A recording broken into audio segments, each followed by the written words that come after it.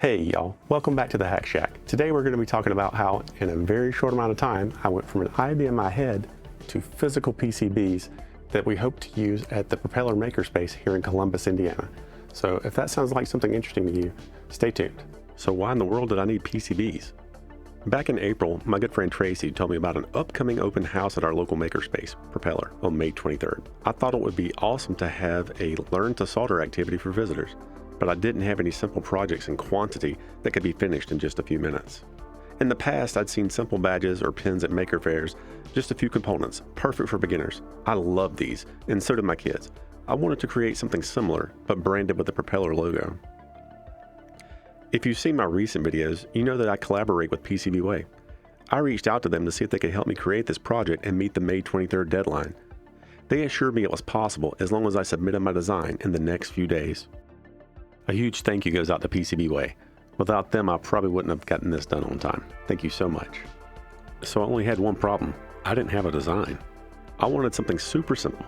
Just a battery holder, and a blinking RGB LED. No external circuitry or an on-off switch. Nothing like that. I went hunting for a cool logo on the Propeller Makerspace Facebook page and found one I loved. I decided to combine it with their newer style text for a unique look. Initially, I wanted the PCB to follow the contours of the logo. However, after chatting with Joe from HackerBoxes, we decided a semicircle on top would be more practical, especially for my first design. With the PCB outline defined and the graphics ready, I imported them into KiCad, the software I use for this project. After some trial and error, I placed the components and traced the connections. Finally, I exported the design files and uploaded them to PCB. Ordering from PCB was easy. I chose a lead-free option and blue solder mask to complement the white logo and text. Once everything was submitted, I watched the process unfold on their website. Meanwhile, I ordered the necessary components from other sources: the CR2032 batteries, the 5mm frosted blinking LEDs, and some CR2032 battery holders. I placed the order for these PCBs on May 13th. On May 21st, they had arrived on my front porch. To go from idea to having PCBs in hand in just 8 days is pretty wild. I unpacked the shipment, assembled a test unit,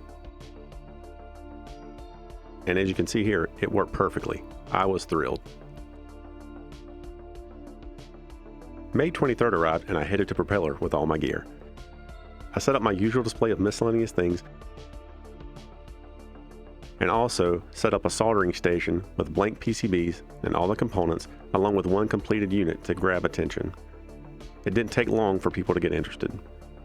Seeing folks solder for the first time and leaving with a fun blinky badge was incredibly rewarding.